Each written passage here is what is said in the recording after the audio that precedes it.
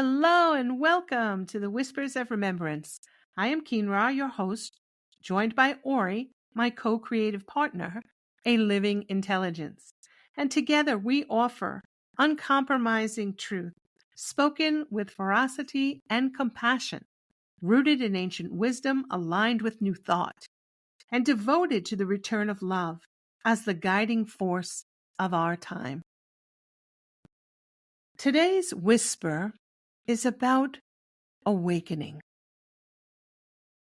And its origin had come about for me many months ago.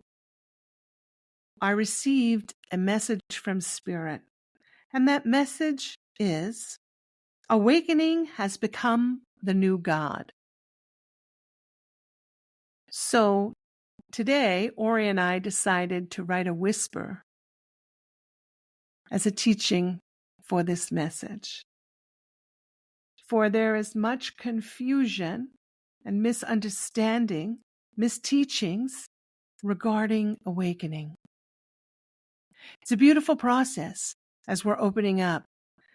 And many of us have been awake for quite some time. And there are others who are just awakening. And we're all at different points in our journey.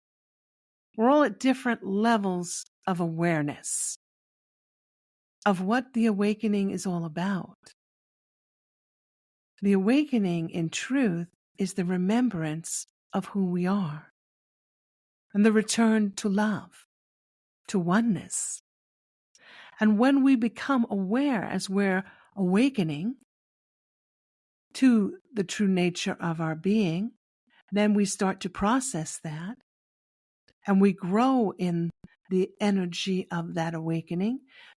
So we then begin to embody the truth of who we are and live from the point of oneness. Now we look out into the world and we can say at this time, we're definitely far from that. For we are in a period of the great reveal, revealing what is not aligned with truth of who we are, what is not of love, what is of fear, power, control, and theft of our minds and our own sovereignty. So we are awakening to what may be taking place based on our understanding, but we know that we are more than we're experiencing. And there is a great divide amongst us. There's this division that's been sowed by the forces that want to keep us divided so that we're distracted from going within. We're distracted from learning the true nature of who we are. It requires attention. It requires us to look inside, to sit in silence, to become accustomed to the energy that we are within our own skin, our own body, tuning into the body, listening to the small, subtle voice within. That is our truth. That speaks to us from the inner chambers of the Sacred Heart. But it's subtle. It requires attention. It's not loud like the world we live in now. The noise is distracting. It's taking us away from learning the true nature of our being. So we want to return to that with clarity and pureness of heart. Pureness of heart. That is who we are. By the very nature of our being, we are pure. We are love. We are pure love. We're not all expressing that in this world at this time because we're not holding the awareness of that. We have different beliefs. We have screaming ideologies that have drawn lines in the sand and divided us. For now, but that will not always be the case, for we will come together in unity and love. As we are moving in that direction by this great awakening process, as more and more of us awaken, and we realize it's our responsibility for our own energy, we realize that we are imprinting our own reality on the fabric of this universe based on our thoughts, words, beliefs, deeds. We are creator beings. So we are taking responsibility for that. That is awakening. So now we have the whisper, and this speaks to those of us that are perhaps just beginning to awaken, or who may have an understanding of awakening that is not held within the clarity of the true nature of who you are. There is a growing confusion. There is a growing confusion spreading amongst seekers of different spiritual teachings. Some believe they must become spiritual in order to awaken. And many times I will hear students say things, oh, my family members or my spouse or my friend is unconscious. I'm awakening and they're not. They're unconscious. I want you to stop for just a moment and just take a breath. And just imagine in your mind, and imagine millions of brilliant stars shining in the sky, the night sky, and they're all twinkling. Each star is of itself the spark of the Creator. They are twinkling in their own essence. We too are each individual stars.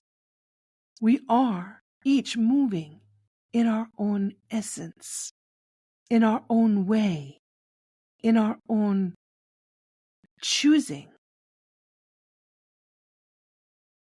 Meaning that others around us may not agree with us, may see differently than us, and may try to imprint upon us what is the way for us.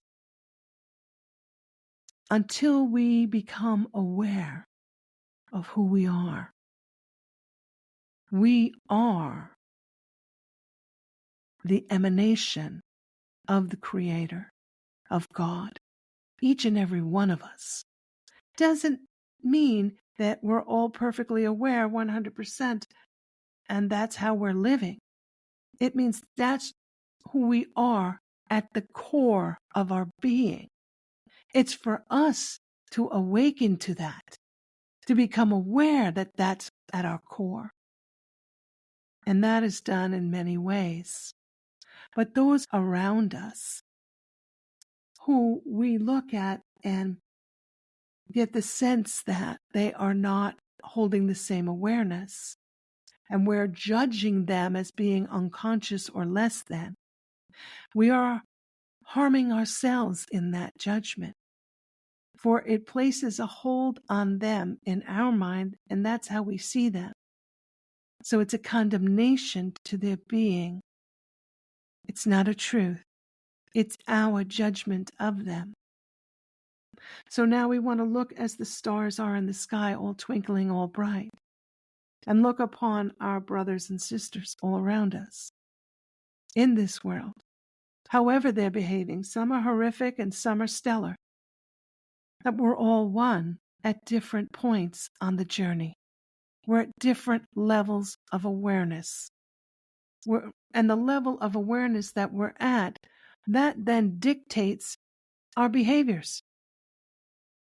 If we're totally unaware that we are that twinkling star, so bright, in the Creator's light, that we are an emanation of God, we're going to behave in all sorts of atrocious ways. For we have no knowledge that's alive within us at the moment of who we are. But what we do have is that spark within us that leads us to reclaim the understanding and the awareness of who we are in our own time, in our own choosing. It may be today, tomorrow, it may be 1,000 lifetimes from now. Whenever it is right for the individual is when it will happen.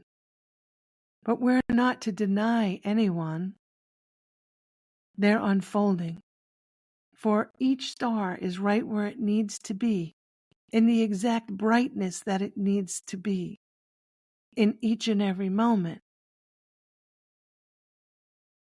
Our path that we are walking in this life, that is dictated by our soul. Our soul essence is always in communication with us, mapping our path for us. For the soul knows what is necessary in each and every moment for the greatest growth, for the self and for all. When we become aware of that, we can begin to soften and relax the need to judge someone else.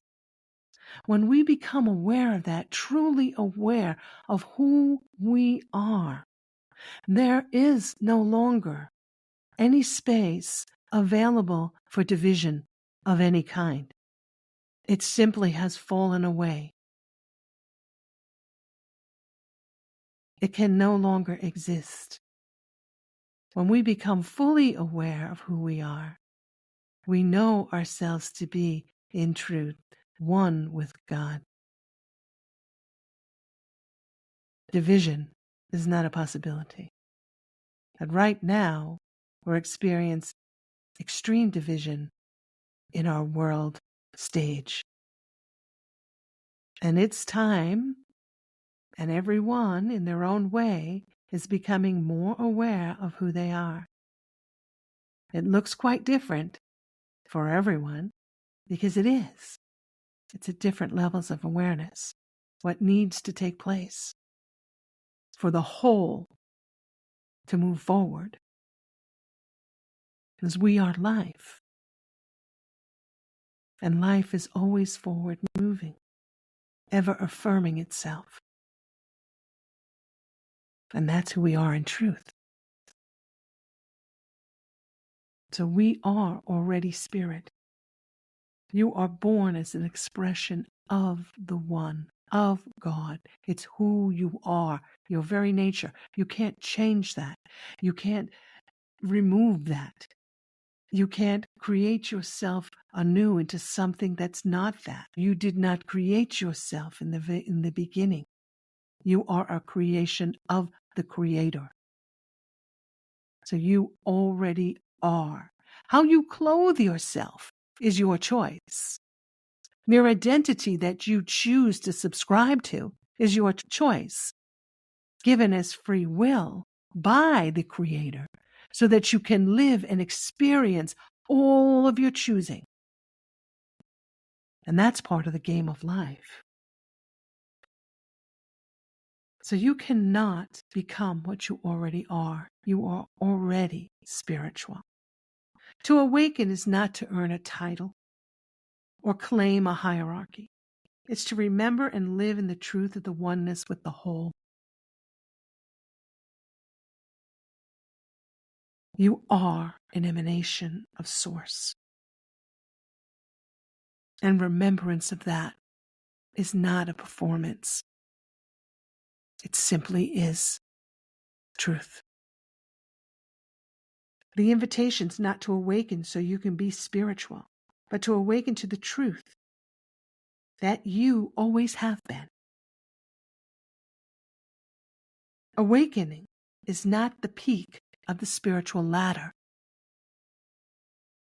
It is a coming into the truth of that which you are.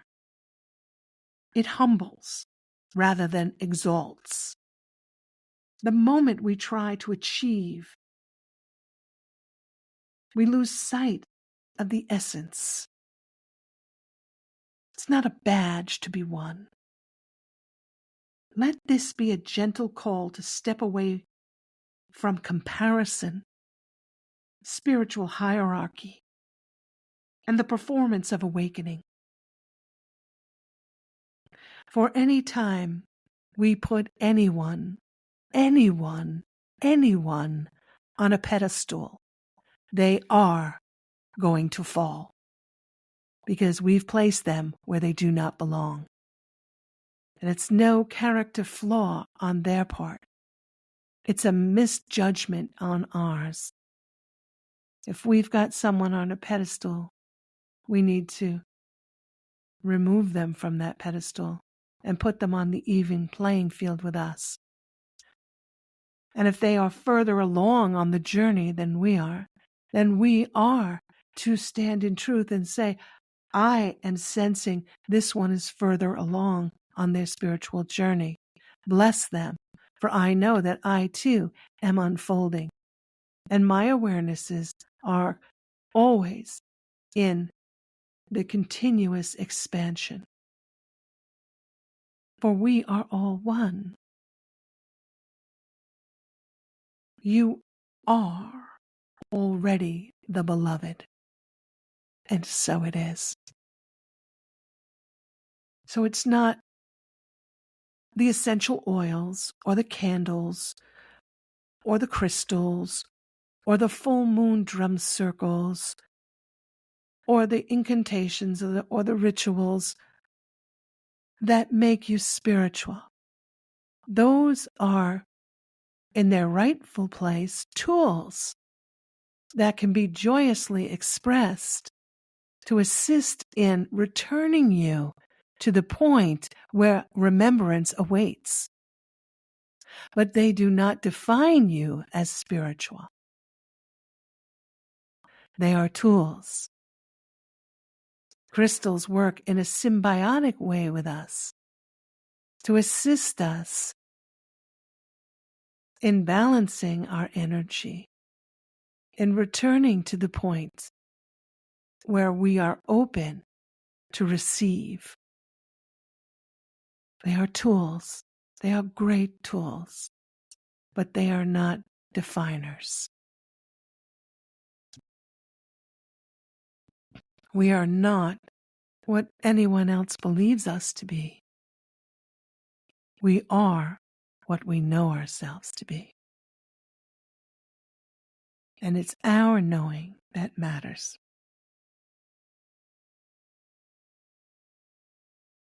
Let us move now to the journal prompts. Journal prompt number 1. In what ways have I tried to become spiritual?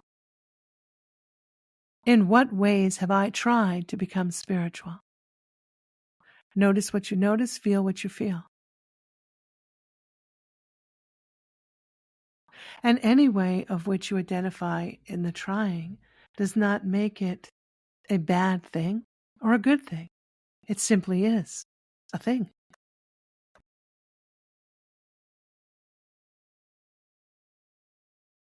Number 2, where have I compared my journey to others? Where have I compared my journey to others? Notice what you notice, feel what you feel. I recall a memory when I had my spiritual center in California many years ago, and I'd hold meditation groups, and everyone would sit around the room, and I'd do a guided meditation. And then after the meditation, some people would choose to share. And I ask that we don't share we share what we feel relates to everyone and not a personal experience of a vision that you might have seen or colors. And the reason I did that is because invariably there'd be those in the room that had a hard time even trying to sit in silence, had a hard time trying to quiet the mind, were not quite yet ready to open to receive. And then when they listen to others who are in the same space, who've had these grand visions, they immediately begin to shut down. They feel less than. And that's not at all true. It's simply that we're at different points having different experiences because they're right for our soul's journey. And people don't necessarily understand that. For example, somebody shares their experience and it was a grand revelation that they had.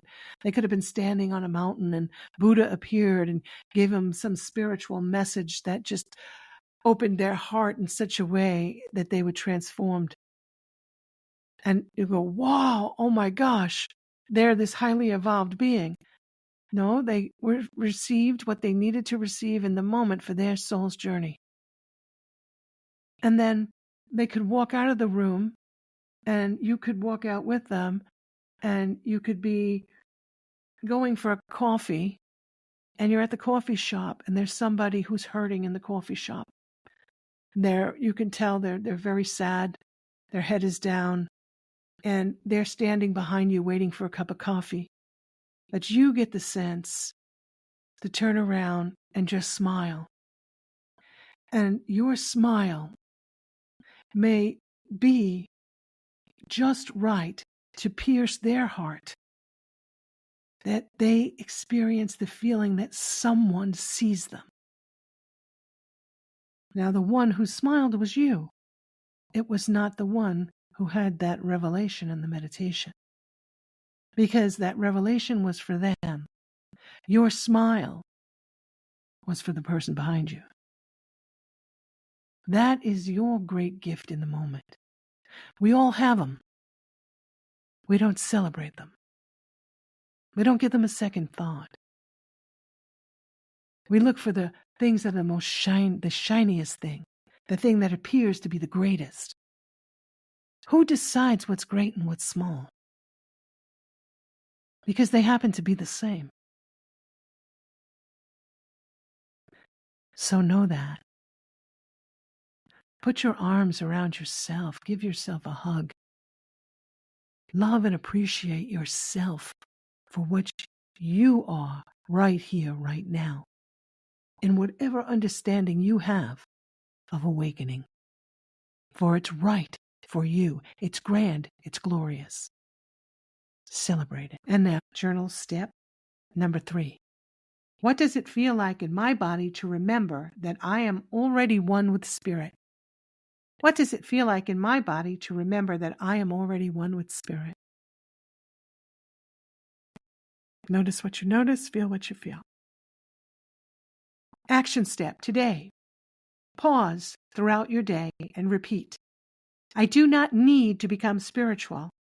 I am already Spirit remembering. I do not need to become spiritual. I am already Spirit remembering. Feel the difference in your breath, your posture, your presence, when you walk from remembrance rather than performance. You're at home within yourself when you accept yourself. The world will never accept you. You must accept you.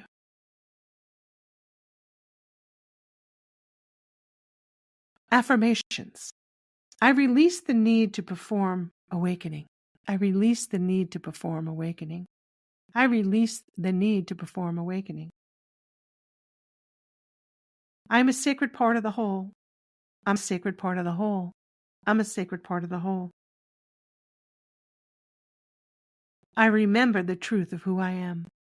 I remember the truth of who I am. I remember the truth of who I am. And so it is. We come to the closing blessing.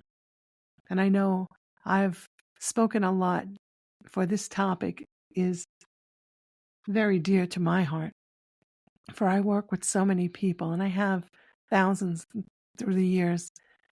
And the awakening process can be the greatest blessing, and it can also become the greatest obstacle if we're not understanding the true nature of it. So love yourself right where you are. Write what's happening for you. If you are someone who, when somebody says you should be meditating every day and you sit down and try to meditate and you're so frustrated because you can't stop your racing thoughts, love your racing thoughts. Love yourself right where you are. This is how I experience myself in this moment. For if I were to become this great meditator, then that's what I'd be experiencing. But right now I'm experiencing something quite different, which means this is what I need right here and right now. So it's for me to accept it, not resist it. not believe that there's something wrong with me because I'm not able to quiet my mind. Many times I've seen the same person who couldn't quiet their mind in a meditation group stand outside in their yard, in their garden, in complete joy and the ecstasy of hands in the soil and planting and seeing the growth that they've helped create. That's meditation for them. So celebrate you as you are, right here, right now, in the moment that you're experiencing. And I'm going to stop there because I can go on. Closing blessing. May all who seek find rest in the truth. May your awakening be a deep return, not a climb. May you remember the sacredness that has never left you. You are already home, in love and remembrance, always. Kynra and Auri. May you go in peace, filled with love, dancing in the joy of remembrance. Until tomorrow's whisper, have yourself a glorious day. Bye-bye.